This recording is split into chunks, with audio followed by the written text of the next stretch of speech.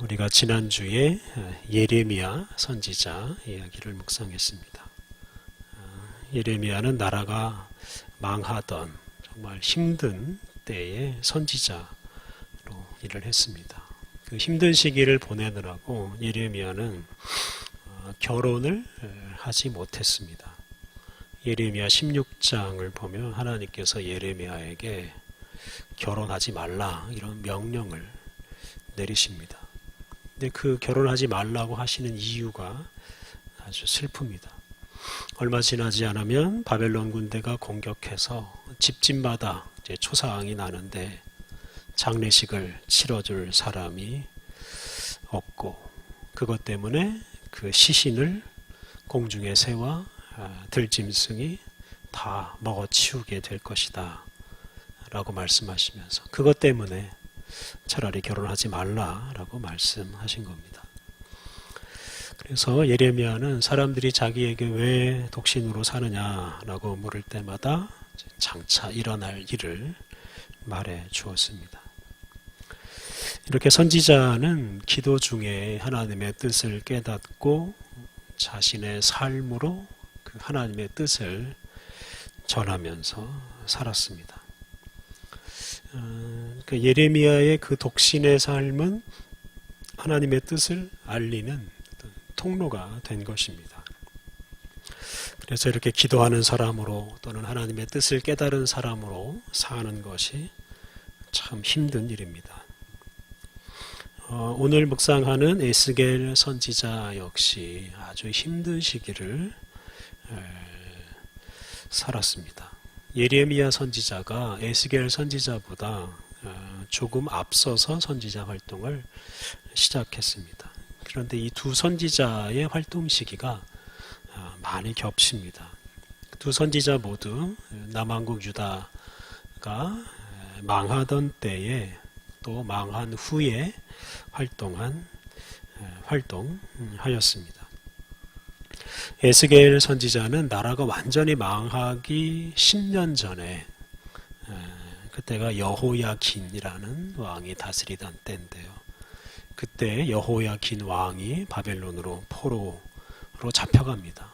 그때 많은 사람들이 포로로 잡혀가는데 에스겔도 포로가 되어서 바벨론으로 끌려갔습니다.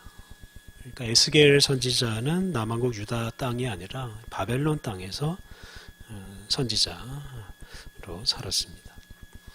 에스겔 24장을 보면 갑작스럽게 에스겔 선지자의 아내가 죽습니다. 에스겔이 전혀 예상하지 못한 참 슬픈 일이었습니다. 갑작스럽게 아내가 죽었으니 얼마나 슬프겠습니까? 그런데 하나님께서 에스겔에게 아주 힘든 명령을 내리십니다. 울지 말라 하는 게 하나님의 명령이었습니다. 울지 말고 장례식도 하지 말아라 라고 하나님께서 말씀하셨습니다.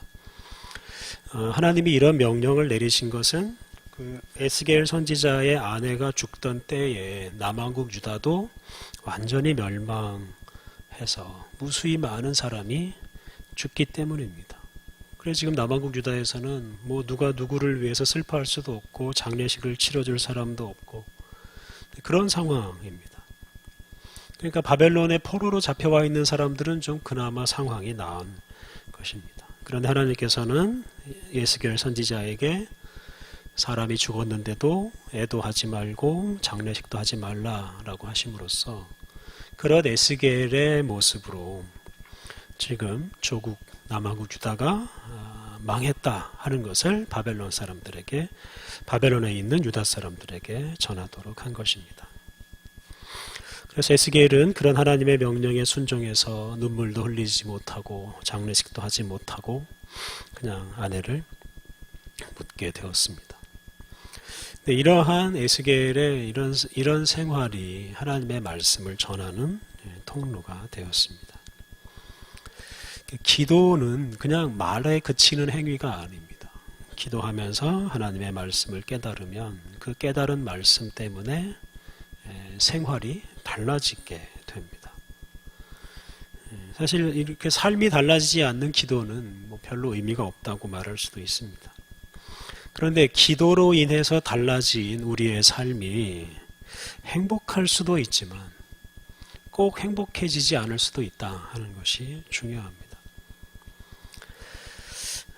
아주 어려운 시대를 살던 선지자들은 그 시대에 기도하면서 오히려 아주 더 힘들게 살았습니다.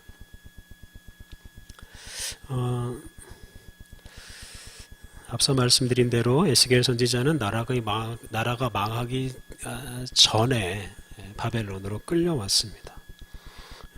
이게 참 불행한 일이지만 그래도 고국에 남아있는 사람들보다는 훨씬 더 편하게 살 수 있는 조건이기도 합니다.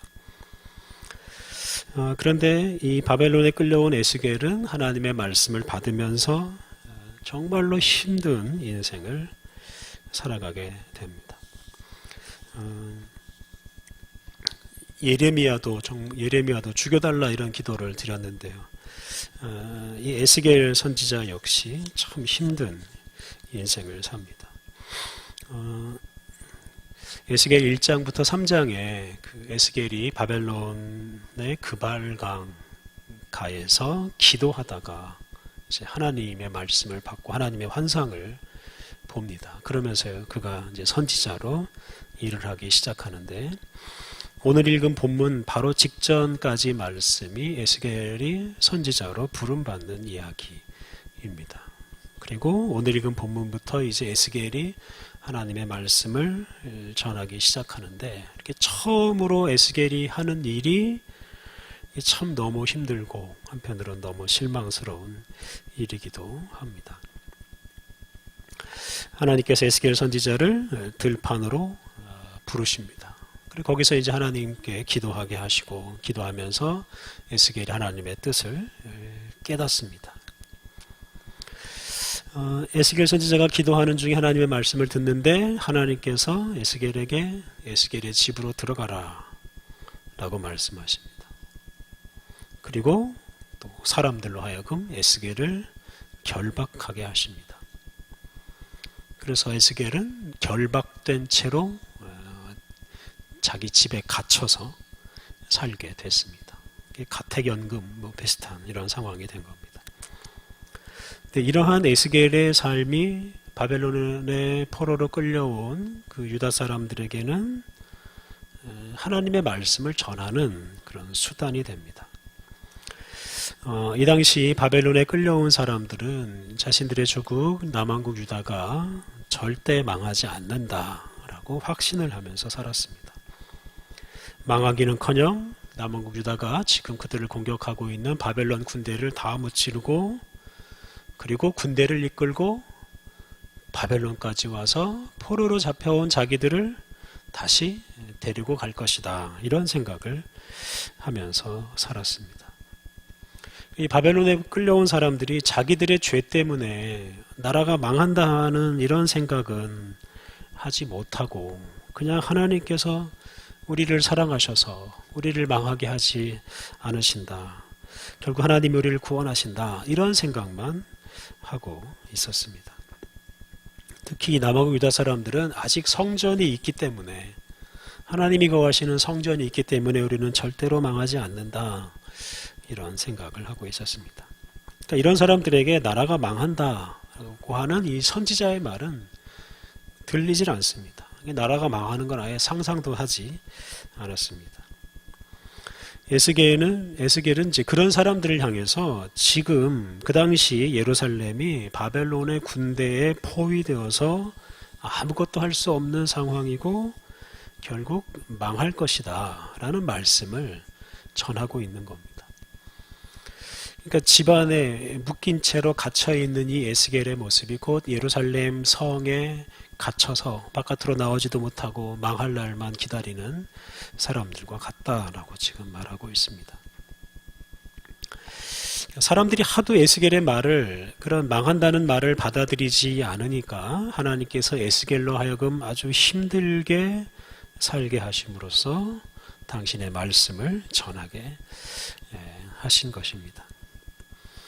여러분, 이 당시 에스겔이 얼마나 힘들었을지 한번 상상을 해보십시오. 묶인 채로 바깥 출입 못하고 참 정말로 답답하게 살았을 것입니다. 에스겔 주변에 있는 사람들은 왜 에스겔이 저렇게 사나 이렇게 의아해하면서 그렇게 힘들게 살면서 뭔가를 지금 말하려고 하고 있다는 것을 조금은 알았을 것입니다. 그런데 에스겔의 힘든 삶은 거기에서 그치질 않습니다. 하나님께서 에스겔의 혀를 입천장에 붙게 해서 아예 말을 하지 못하게 하십니다. 이 선지자로 하여금 말을 못하게 하신 것은 패역한 백성들이 아무리 말을 해도 듣지 않으니까, 아무리 꾸짖어도 소용이 없으니까 그렇게 하신 것입니다. 그 당시 바벨론에 끌려온 사람들이 그만큼 하나님의 말씀을 듣지 않았다는 뜻입니다. 또 한편으로는 에스겔로부터 나라가 망하지 않을 것이다, 이런 말을 사람들이 듣고 싶어 했습니다.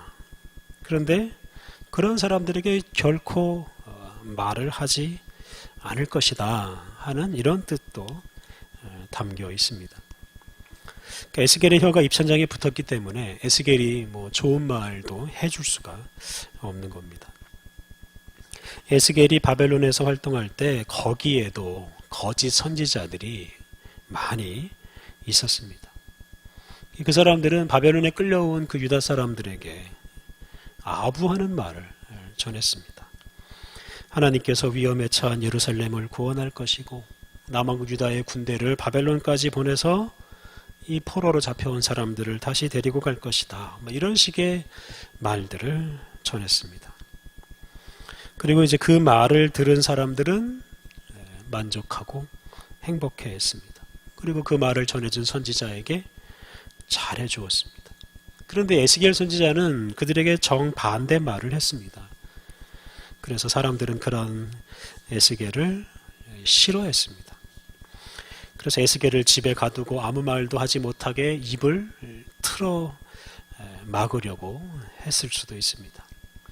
그러니까 지금 에스겔이 묶인 채로 집안에서만 살고 아무 말도 하지 못하는 것이 사실은 사람들의 강요로 이루어진 것으로 볼 수도 있습니다. 그런데 에스겔이 그런 어려움에서 벗어나려면 그냥 사람들에게 좋은 말을 해주면 됩니다. 하지만 에스겔은 하나님의 뜻을 따라서 그냥 묶인 채로 집에 틀어박혀서 아무 말도 하지 않고 사는 겁니다. 하나님의 뜻을 따라서 그냥 힘든 생활을 자처한 것입니다. 선지자가 이렇게 하나님의 말씀을 듣고 말씀대로 산다는 게 참 어렵습니다. 에스겔은 바벨론에서 지내는 동안 마음대로 움직이지도 못하고 마음대로 말도 하지 못하면서 살았습니다. 그러니까 에스겔이 이렇게 들에 나가서 또는 강가에서 기도하고 하나님의 말씀을 받을 때마다 이렇게 힘든 생활이 계속 이어집니다. 4장을 보면 이제 더 힘든 일들이 나옵니다. 4장 1절부터 3절 말씀은 하나님께서 에스겔로 하여금 흙으로 만든 판, 거기에다가 예루살렘 성을 이제 그리게 하고, 그리고 그 성을 둘러서 이렇게 포위하는 것들을 세우게 하고, 또 성벽을 공격하는 무기, 공성퇴, 그리고 철판을 만들어서 이제 배치하게 합니다. 지금 이 에스겔이 이런 어떤 미술 작품을 이제 만들게 함으로써 예루살렘 성이 지금 포위되고 있고 공격을 당할 처지에 있다 하는 것을 사람들에게 알리게 한 것입니다.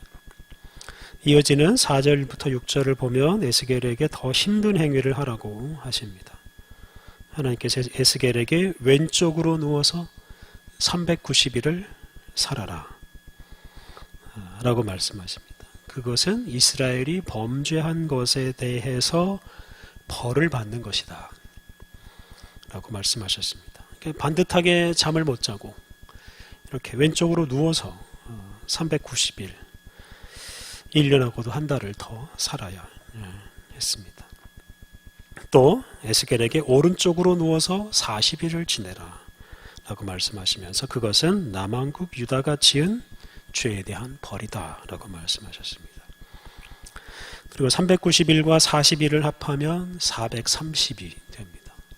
그리고 하루를 1년이라고 말씀하셨는데요. 그래서 하루를 1년으로 계산하면 430년이 됩니다.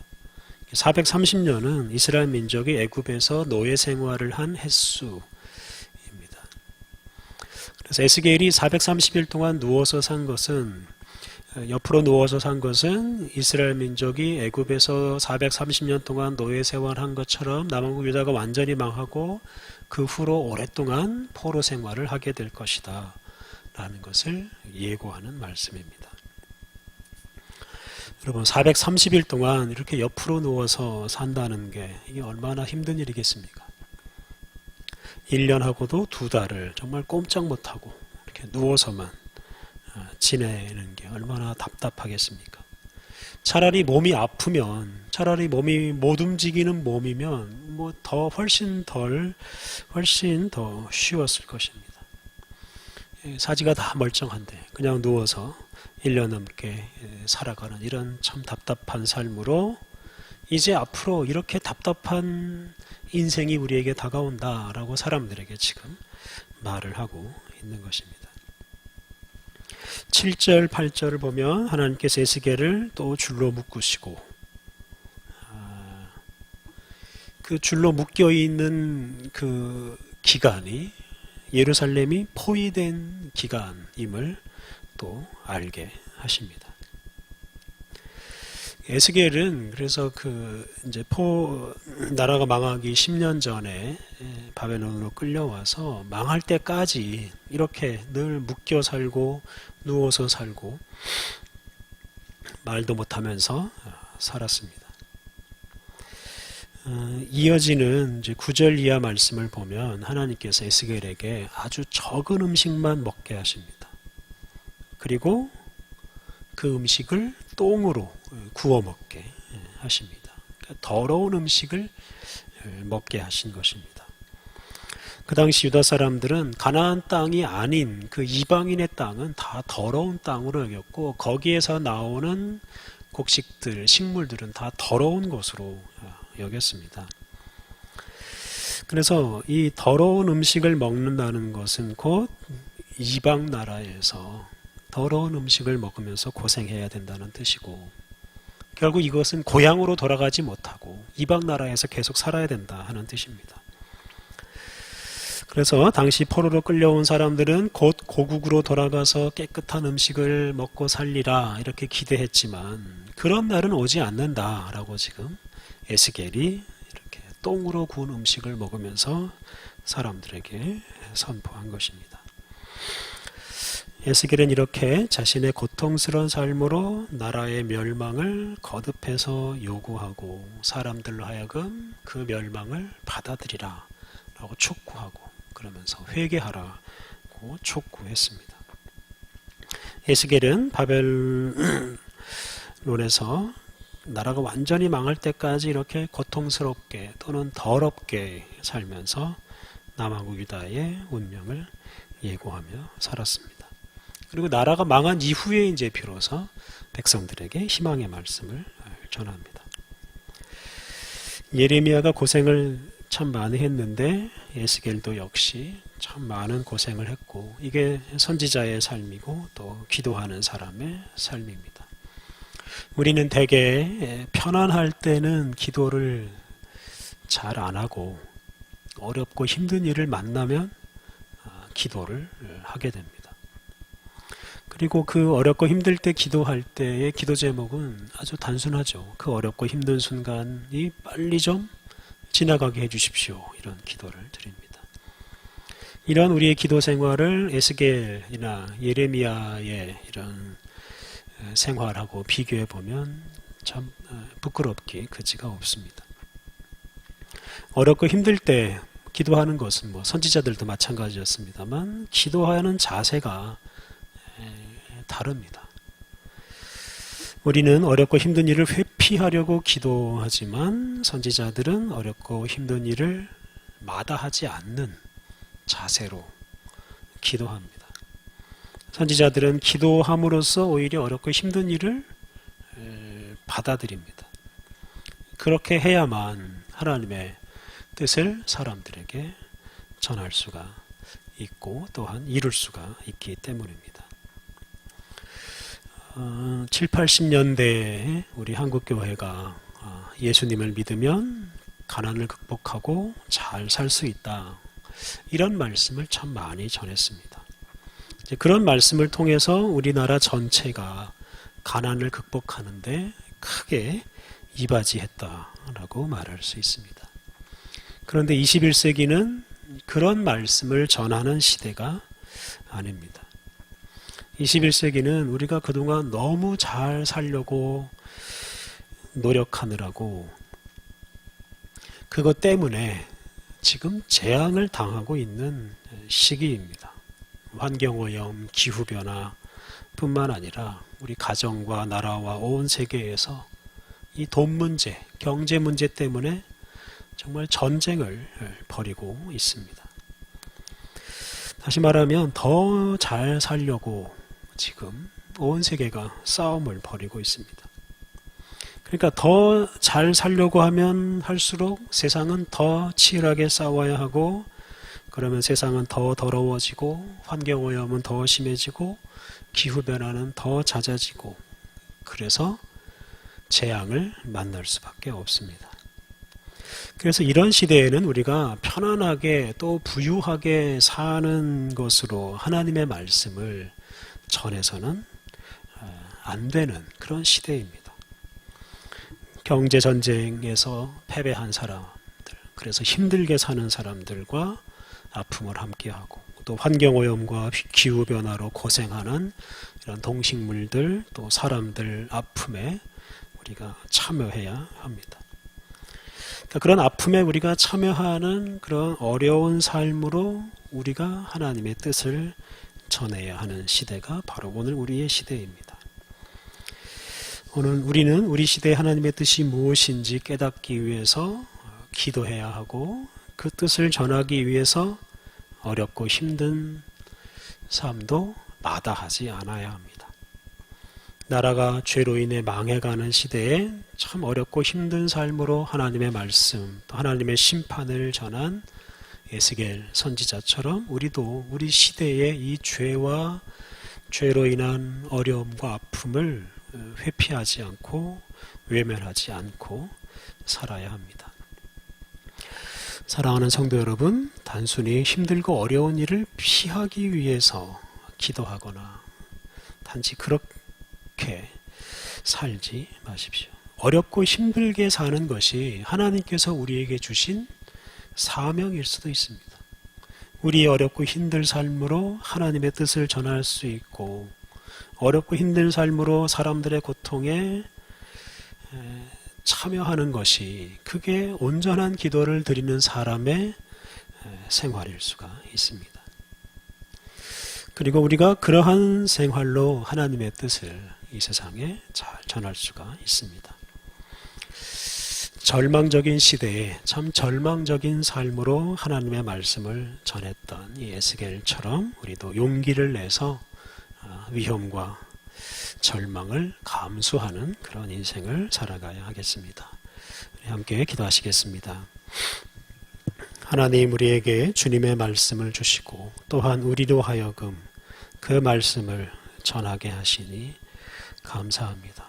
하나님, 우리가 기도함으로 거룩한 하늘의 뜻을 잘 깨닫고 또 그 깨달은 뜻을 세상에 전하기 위해 고난과 죽음도 두려워하지 않게 하옵소서.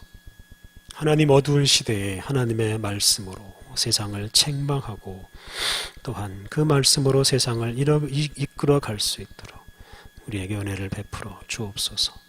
두려움 없이 죄와 심판을 선언할 수 있도록 우리에게 용기를 주옵소서.